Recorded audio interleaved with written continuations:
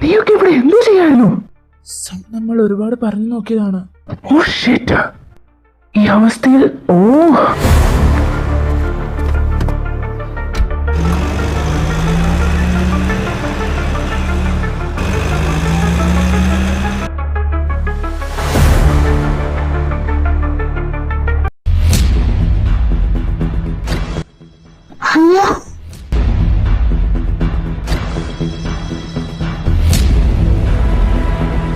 Helena, ഞാൻ നിന്നോട് മുൻപ് പറഞ്ഞിട്ടുണ്ട്, എന്റെ സാമ്രാജ്യത്തിൽ നിന്ന് നീ നിന്റെ കറുത്ത കളി കളിക്കരുതെന്ന്.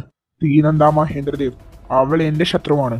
ഈ ആനന്ദിന്റെ ശത്രുവിനെ തൊടാൻ ദേവിന്റെ വംശത്തിന് ഞാൻ അനുവാദം കൊടുത്തിട്ടില്ലടി. അടിച്ചു കൊല്ലണം അവനെ.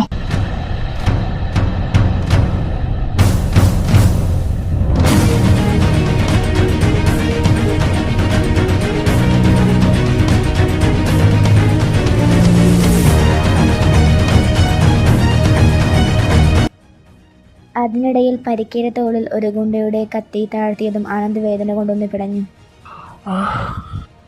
അവന്റെ തുന്നൽ പൊട്ടി ചോര പുറത്തേക്ക് വന്നു. ആനന്ദ് സൂക്ഷിക്ക്.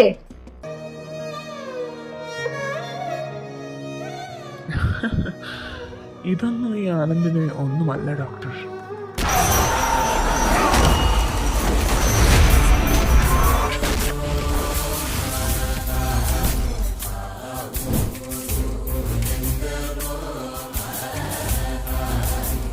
തന്റെ ആളുകൾ മുഴുവൻ വീഴുന്നത് കണ്ട ഹെലീന തോക്കുമായി സിയന്തയ്ക്ക് നേരെ തിരിഞ്ഞു.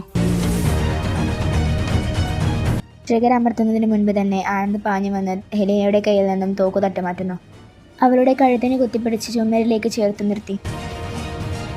നിന്റെ ചേട്ടൻ ദേവിനോട് പോയി പറ, ആനന്ദിന്റെ കളി ഇനി തുടങ്ങാൻ പോകുന്നതേ ഉള്ളൂ എന്ന്. ഈ ഒരു സ്ത്രീ ആയതുകൊണ്ട് ഞാൻ ജീവനോടെ വിടുന്നു. ഇറങ്ങി പോടി എന്റെ മുന്നിൽ നിന്ന്. ഹെലീന തന്റെ ഗുണ്ടുകളെയും കുട്ടി ഇരുട്ടിന്റെ മറവിലേക്ക് മറയുന്നു. ആനന്ദ് പതുക്കെ ചുമരിലേക്ക് ചാരുന്നു. അവന്റെ വലത് തോളിൽ നിന്നും ചോര വൻതോതിൽ വരുന്നുണ്ടായിരുന്നു. ശരീരം തളർന്ന് അവൻ പതിയെ തറയിലേക്ക് ഇരിക്കാനാഞ്ഞു. ആനന്ദ്,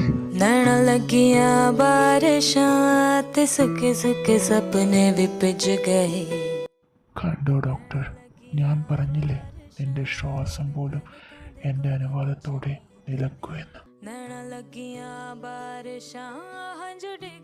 മിണ്ടാതിരിക്കട ഭ്രാന്ത. ആൻ, വേഗം സ്ട്രെച്ചിലെടുക്ക്. തിയേറ്റർ വീണ്ടും റെഡിയാക്ക്.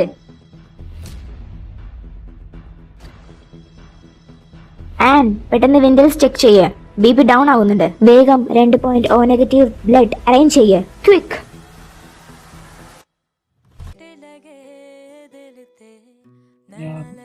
ഞാൻ പറഞ്ഞില്ലേ ഡോക്ടർ, എന്റെ കയ്യിലെ കത്തിക്ക് മുന്നിൽ വരാൻ എനിക്ക് വിധിയുണ്ടെന്ന്. മിണ്ടാതെ കിടക്കിടാനത്. ജീവൻ പോകാൻ കിടക്കുമ്പോഴും നിന്റെ ഈ അധോലോക ചാടിക്ക് ഒരു കുറവില്ലല്ലോ. ആൻ, അനസ്തീഷ്യ കൊടുക്ക്. ഇവന് ഇനി ഒന്നും പറയരുത്.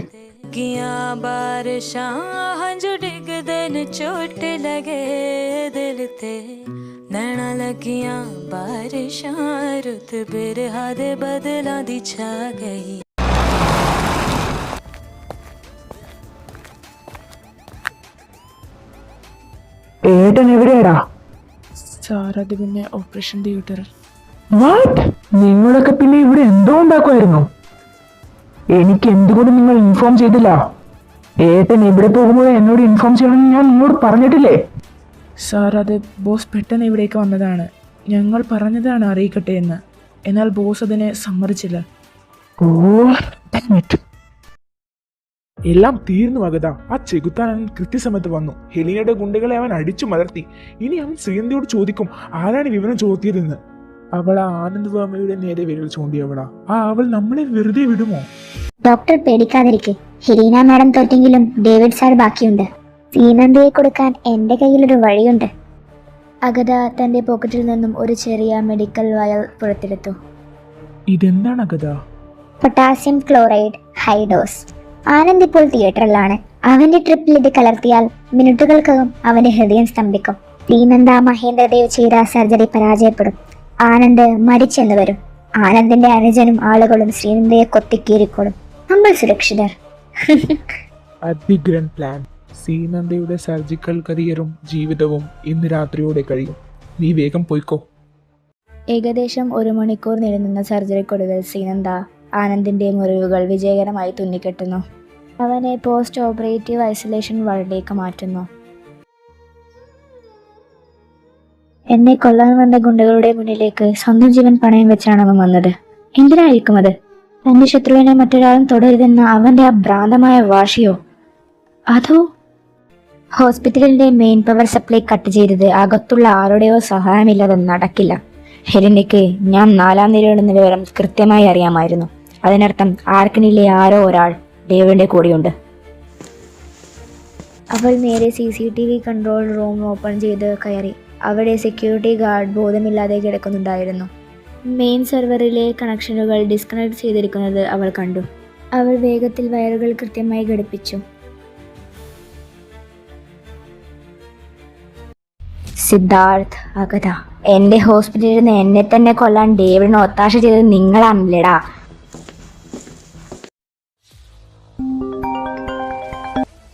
എന്താ പറ? Do what I said. Understand? Company issues, I will manage it, okay? Okay, tell me.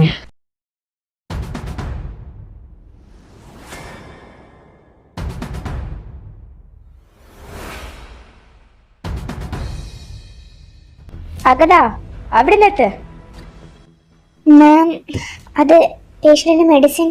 Nanda അവളുടെ മുടിക്ക് കുത്തിപ്പിടിച്ച് സിറിഞ്ച് തട്ടിപ്പറിച്ചു. മെഡിസിനോ? പൊട്ടാസ്യം ക്ലോറൈഡ് ഓവർഡോസ് തന്ന് ആനന്ദിനെ കൊന്നിട്ട് അതെന്റെ തലയിൽ വെക്കാനല്ലേടി നീയും നിന്റെ ആ സിദ്ധാർത്ഥം പ്ലാൻ ചെയ്തത്? ദേവിന്റെ കയ്യിൽ നിന്ന് എത്ര വാങ്ങിയടി നീ ഈ ചതിക്ക്? പറയടി. അവിടെ എന്താ ശബ്ദം? വാ പോയി നോക്കാം. ജോൺ, ഇവളെയും ഇവരുടെ കൂടെയുള്ള സിദ്ധാർത്ഥനെയും ഇവിടത്തെ പോലീസിന് കൊടുക്കരുത്. ഇവന്മാരെ വെറുതെ വിടരുത്. ആനന്ദ് വരുമ്പോൾ അവൻ തീരുമാനിക്കട്ടെ ഇവരെ എന്ത് ചെയ്യണമെന്ന്.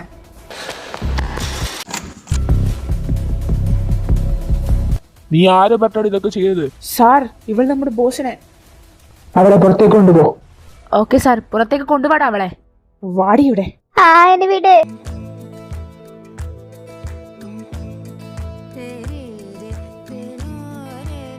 നീയാണല്ലേ ഡോക്ടർ സീനന്ദ മഹേന്ദ്രദേവ്? ഒരുപാട് കേട്ടിട്ടുണ്ട് നിന്റെ വീരതയെ പറ്റി. എന്റെ ഏട്ടനെ വെല്ലുവിളിക്കാൻ മാത്രമുള്ള തന്റെ ഇടം ഉണ്ടോടി നിനക്ക്? ഒന്നിനെ തന്നെ കൂട്ടിക്കോ. നീ ആനന്ദിന്റെ അനിയനാണല്ലേ? പറഞ്ഞു കേട്ടിട്ടുണ്ട് ആനന്ദിന്റെ വജ്രായുധമാണ് നീ എന്ന്. നിന്റെ ധൈര്യം എനിക്ക് ഇഷ്ടപ്പെട്ടു. നമുക്ക് കാണാം. തീർച്ചയായും.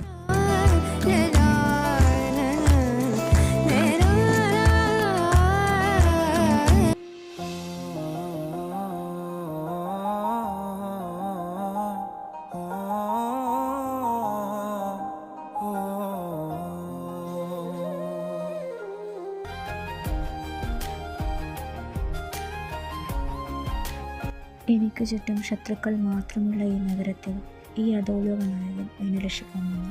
എന്തിനായിരിക്കും അത്? അവൾ പതുക്കെ അവൻ്റെ തോളിലെ ബാൻഡേജിൽ തൊട്ടു.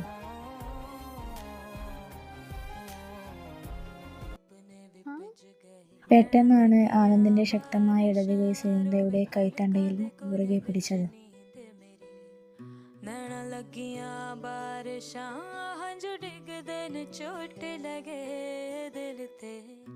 നീ വിചാരിച്ചതിലും വലിയ ചതിക്കുഴികളിലാണ് നീ നിൽക്കുന്നത് ശ്രീനന്ദ.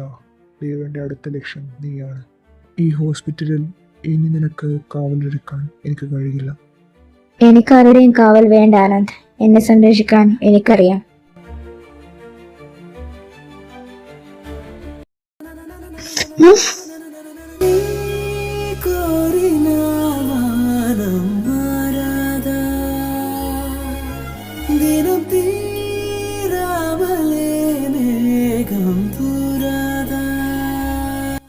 ഇനി നിന്റെ സംരക്ഷണം എന്റെ കൈകളിലാണ്. വിട്ടുകൊടുക്കില്ല ഒരാൾക്കും നിന്നെ. എന്താ പറഞ്ഞേ? അത് നിനക്ക് പിന്നീട് മനസ്സിലാക്കൂ.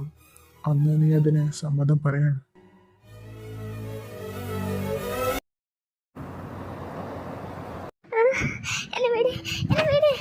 അടങ്ങാതെ കിടക്കടി അവിടെ.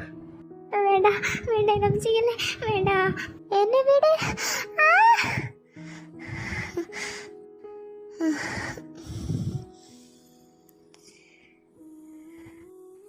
ഞാൻ മറക്കാൻ ആഗ്രഹിക്കും തോറും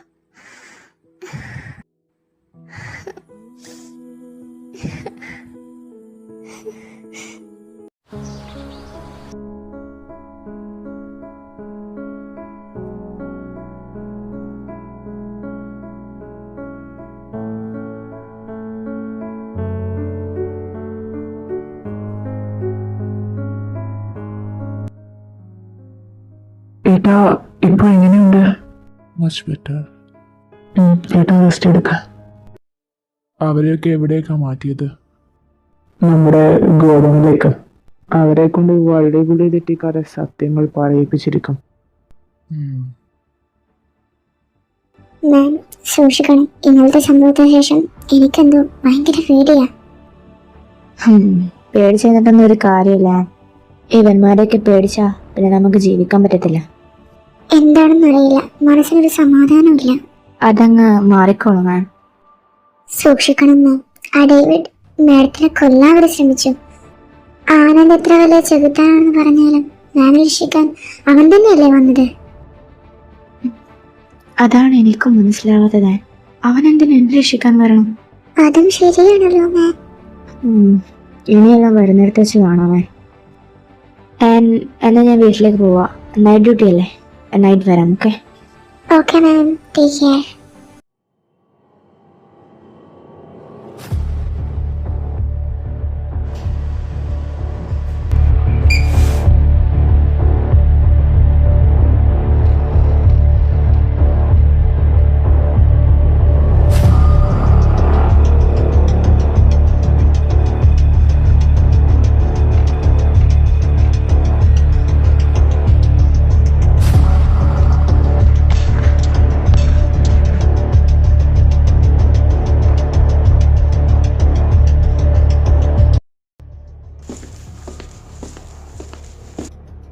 അച്ഛൻ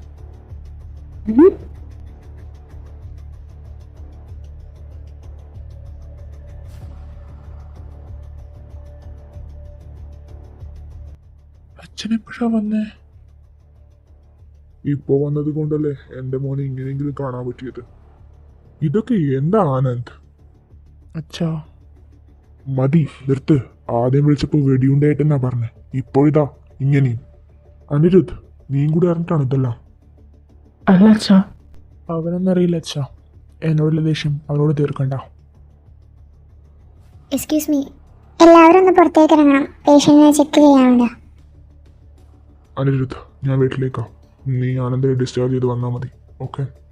ഓക്കെ അച്ഛാ.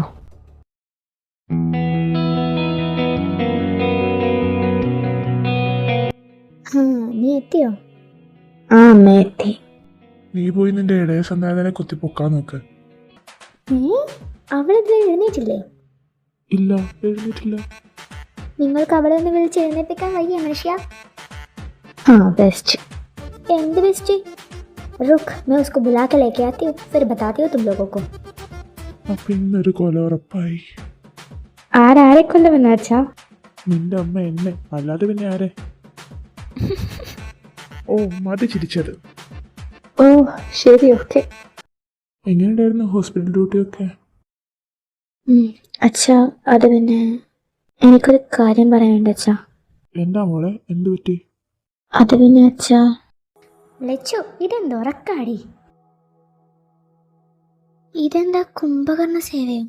ലച്ചു, ഈ പെണ്ണ്. ലച്ചു, മതി ഉറങ്ങിയത്, എഴുന്നേൽക്ക്. പെണ്ണെ, മതി കളിച്ചത്, എഴുന്നേൽക്ക്. ലച്ചു മോളെ, ലച്ചു മോളെ, മോളെ എഴുന്നേക്ക്, മോളെ എഴുന്നേക്ക്, മോളെ. ലച്ചു, ലച്ചു അങ്കിക്കോലു ലച്ചു. മോളെ, മോളെ കണ്ണു തുറക്ക്, മോളെ. ഏട്ടാ, അത് പിന്നെ അച്ഛാ ഇന്നലെ. ആ ഇന്നലെ എന്താ? ഏട്ടാ, എന്താ ഇവിടെ വാ. അമ്മയുടെ ശബ്ദയിലേത്?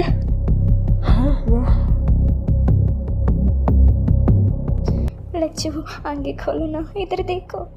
ലച്ചു, ലച്ചു, ലച്ചു മോളെ കണ്ണു തുറക്ക്, മോളെ കണ്ണു തുറക്ക്, മോളെ.